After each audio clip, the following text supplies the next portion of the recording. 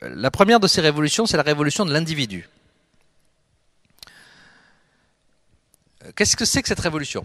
Ça consiste tout simplement à penser que l'individu, aujourd'hui, il est la loi. Il est sa propre norme. C'est-à-dire qu'il ne reçoit pas la norme d'une autorité qui vient d'en haut. Il ne reçoit pas la norme du passé, de la tradition. Il ne la reçoit d'ailleurs même pas d'un corps politique. Il est sa propre norme. Alors ça, c'est extrêmement frappant dans tous les débats de société qu'on traverse. En particulier tout le débat qui a eu l'an dernier autour du mariage. Est-ce que l'individu a droit à ce que la loi se construise autour de lui et de ses aspirations? Ça, c'est la position de ceux qui étaient favorables à la loi sur le mariage pour tous. Ou est-ce que, au contraire, la loi est faite pour définir des limites et des permis et de l'interdit? Ça, c'était la conception. Bon, je schématise un petit peu, mais c'est fondamentalement le débat qui est derrière. Est-ce que l'individu fait loi?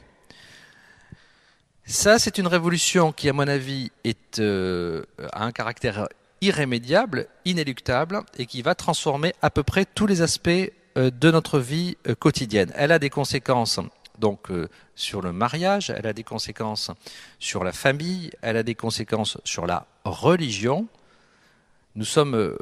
Elle a des conséquences sur à peu près tous les rapports sociaux et culturels. L'individu est sa propre norme, et donc il n'accepte pas qu'une loi fasse obstacle à son désir, dans la mesure où son désir ne nuit pas à autrui. Et c'est ce qu'on appelle aujourd'hui l'éthique minimale, c'est-à-dire tout doit être autorisé de ce qui ne nuit pas directement à autrui. Dans une société dans laquelle l'individu est sa norme, cette société dans laquelle l'individu est sans norme, d'ailleurs, est une société sans père, hein, par définition, puisque elle n'hérite de rien. Alors que ce père soit un père religieux, hein, que ce soit le père qui est dans le ciel, avec une majuscule, ou que ce père soit une autorité quelconque, y compris une autorité politique. Et on voit bien d'ailleurs dans toutes les démocraties la difficulté des autorités politiques à s'imposer de plus en plus, pas seulement en France, c'est vrai aussi par exemple aux États-Unis. L'exemple évidemment le plus courant de ces sociétés sans père et sans autorité, c'est les clubs de football. Hein. On entend beaucoup parler de ce problème-là avec, par exemple, l'équipe de France de football, la difficulté de les faire jouer ensemble. C'est-à-dire chacun veut avoir, faire son match de manière individuelle. Vous avez vu ce que ça voulait dire sur les différentes compétitions de football. Alors, cette révolution de l'individu, elle est issue en fait de tout un mouvement de libération que vous connaissez, hein, qui est le mouvement de libération des années, disons, issu du mouvement de mai 68. Et je voudrais tout de suite dire une chose. Je voudrais essayer de ne pas porter de jugement de valeur, ni positif ni négatif. Ce que je veux, c'est juste constater là devant vous un certain nombre de transformations qui sont des transformations, encore une fois, de toute façon inéluctables. Donc, mieux vaut les constater et voir comment se situe par rapport à elles. Alors, sur cette révolution de l'individu, moi, je poserai quand même quelques questions un peu critiques.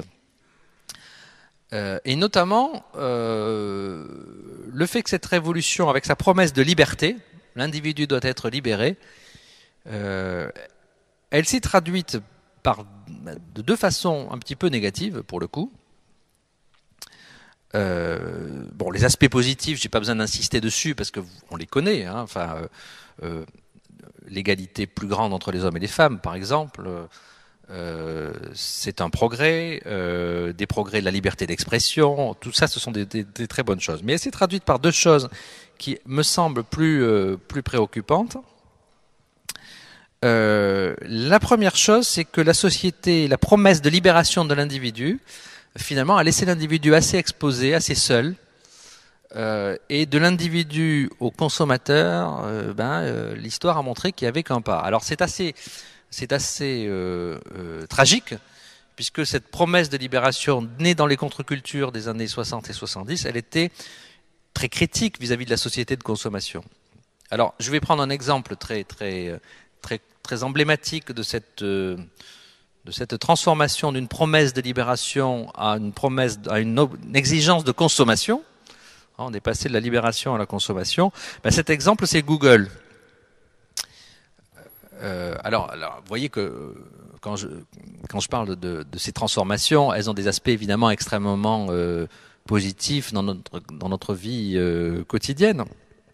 Quand on prend l'exemple de Google, on s'aperçoit que la promesse de départ, qui est géniale et qui est d'ailleurs accomplie dans une grande mesure, c'est de rendre tous les savoirs accessibles. Et c'est une promesse merveilleuse. L'accessibilité, j'y reviendrai d'ailleurs, et l'immédiateté du savoir. C'est une promesse merveilleuse. Mais ce que c'est en réalité que Google, derrière cette promesse, c'est tout à fait autre chose. C'est une société dont le but unique, pas principal, le but unique est de nous vendre de la publicité sur mesure.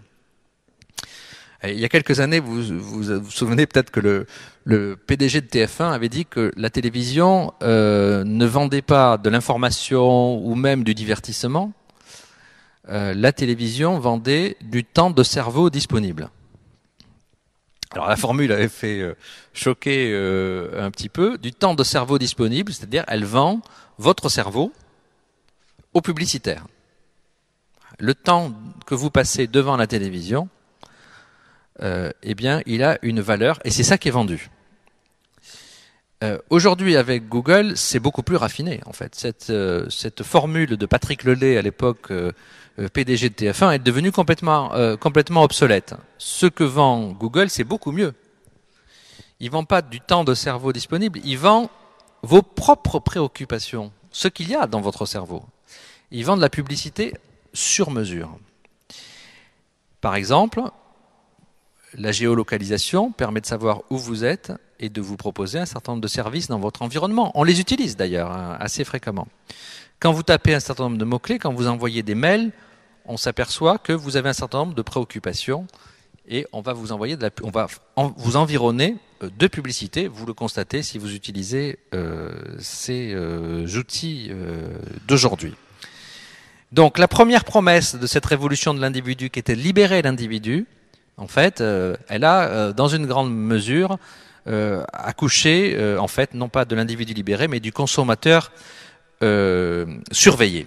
Et c'est le deuxième aspect qui me paraît aujourd'hui inquiétant. Vous avez aussi entendu parler de tous ces débats, donc je ne vais pas être trop long là-dessus.